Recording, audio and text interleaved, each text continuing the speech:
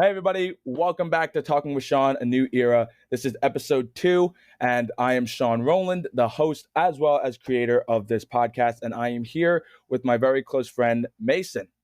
What's good, ladies and gentlemen? It's good to be joining my good buddy Shawn on this new podcast endeavor. So, me and Mason have been friends for pretty much a year now, right? Yes, sir. That's correct. correct. We met last year at this camp that I went to for privacy reasons. We're not going to say the name, but obviously, if you know me, you know that camp. But if you're just listening and you're from all over the fucking place, then you don't know me. But we met at this camp last year, and we have been friends ever since, right? Yes, sir. That's very much true. We've been friends for about a year now, and we had some very memorable times at this camp. Caused a lot of hijinks, but in the end, our reputations are still very good there. So it was definitely worth it. And I made a couple of great friends out of this, including Mr. Shawn Rowland. So I wanted to start off with talking about my experience this year working at that same camp, just at a different location. And for those of you who not know, I was a camp counselor this year, this summer. And I was working with a lot of people. There was so many counselors, other counselors there, and we're all close friends. But there was two in particular, specifically, who were fine in the beginning, but towards the end, they just completely became rude and nasty. And this one week, I was put on call. For everyone who has a job, you should probably know what on-call means. So I'm not going to explain that. If you don't know what that is, you could ask your mom, you could search it up. But I was put on call for 3 days of the week. I come back for Thursday and Friday, and then I'm there, right? And I'm put into a few different groups. I'm there, right? This other counselor, she was not there. She took off for 2 days, but they put her off for the entire week, right? Everything was fine. The week before, we were all good. We were laughing. And then she comes back the following week, pissed off. Wait. Oh, God. I muted you. Don't worry. I muted you. Okay. Sorry about that. Anyways, she came back with this terrible attitude. She became jealous of me because she was the counselor for the group kindergarten, and all her kindergartners were always around me, always wanted to be with me, and nobody really wanted to be near her, because she was so rude and nasty. She would give me the nasty look every single time that she got the chance, and she would try to get me in trouble with a few things, but it didn't really work out in her favor.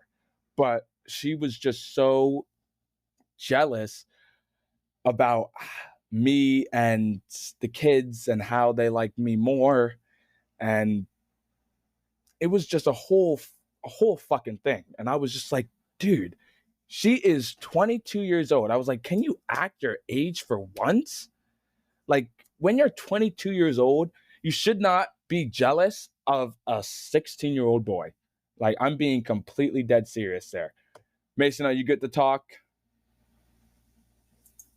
Yes, Shawn, I am good to talk. I completely agree. It is a little bit bizarre for a 22-year-old woman to be exhibiting signs of jealousy towards a 16-year-old boy. But I wonder what might have caused that, Yeah, I mean, the situation. I think almost all the other counselors, or a few of them, they definitely noticed it. And I definitely mentioned it to my boss. And I think it's just obvious. It's just plain sight obvious that she does not like me for some reason. Like, I don't understand why, but in the beginning we were fine. But towards the end of our time at that camp this year, she was just absolutely so pissed off with me because the kids were with me and not her. And it was just crazy. I mean, I've never seen somebody be so ignorant in their entire life before. Were you at the camp for the whole summer? Yes. Okay, so does that mean that you were with this person for the whole summer? Mm-hmm. Damn, and we were you have to deal with perfectly her for that fine. long. Like, I think I'm not going to go into too specific detail, but I've told you about her before, and I On think numerous occasions, yes. Yes, we had a good connection and a good friendship. But towards the end, she just completely changed, and I think everybody noticed that.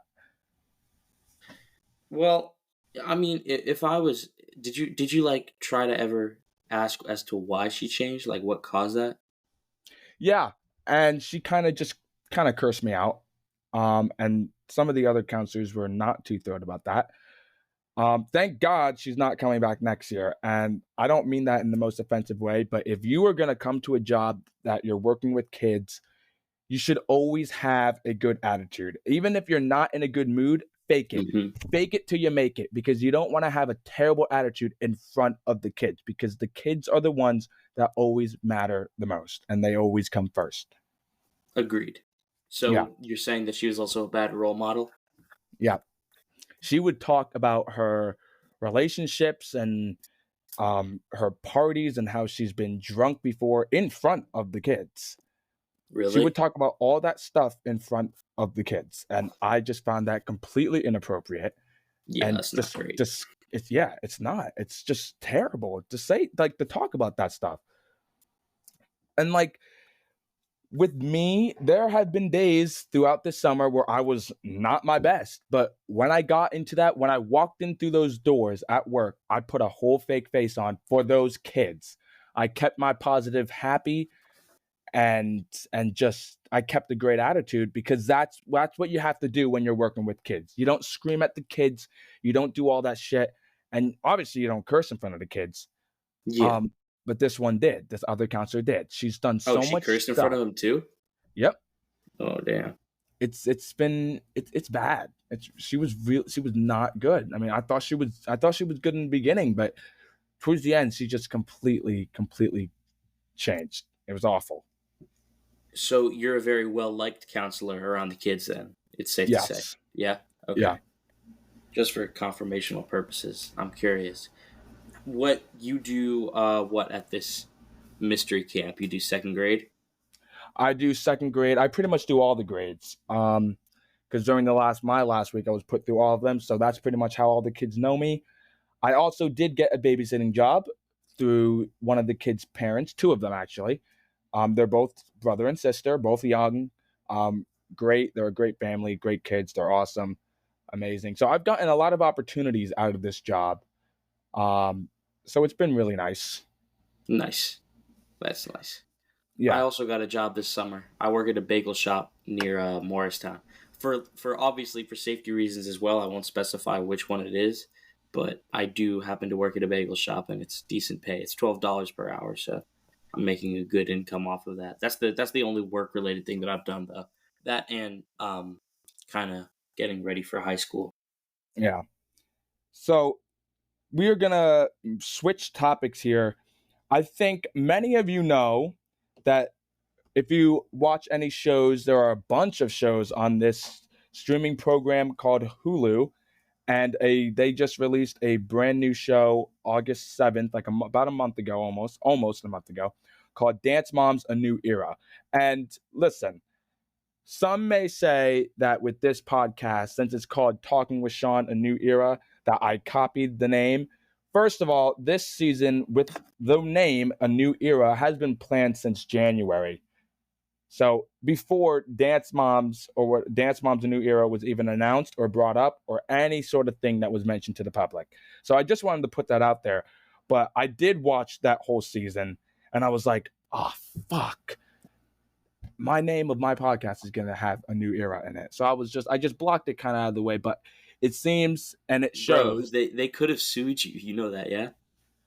I mean, not really. They couldn't really have done that because it was originally me who got it first and put it to the public first, Well, yeah, not if they them. weren't aware of that, stuff could have gotten legal real quick. But it's good. It's good that no one took any action.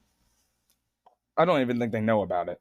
But with it, there is a new coach on it, and it's not Abby Lee. It's a different one, Coach Glow, who was actually what I remember on the original Dance Mom series that had Abby Lee on it in season 3, and she was there coaching the team. But from what I saw, I think it's completely fake.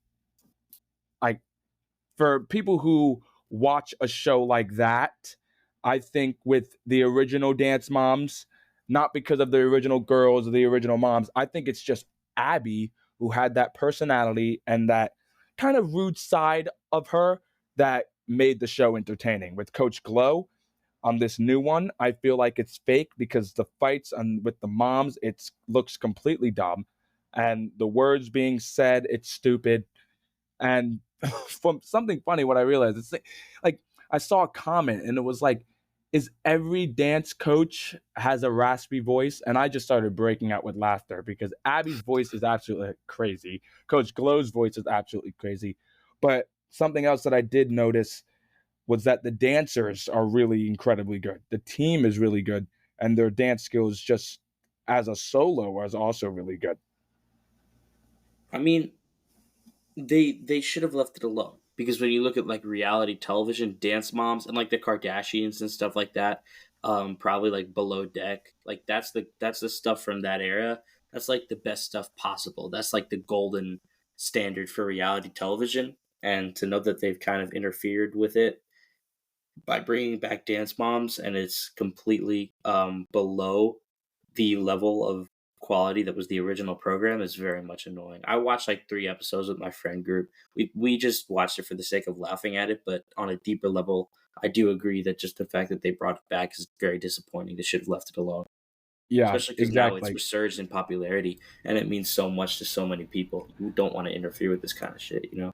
Yeah, because what I was thinking was that when the people, well, there was hundreds, millions of fans asking for it to bring it back, but they wanted it back with Abby. They like I'm actually a fan of Dance Moms. I wouldn't mind if they brought Abby back with a brand new team again, like they did in season 8.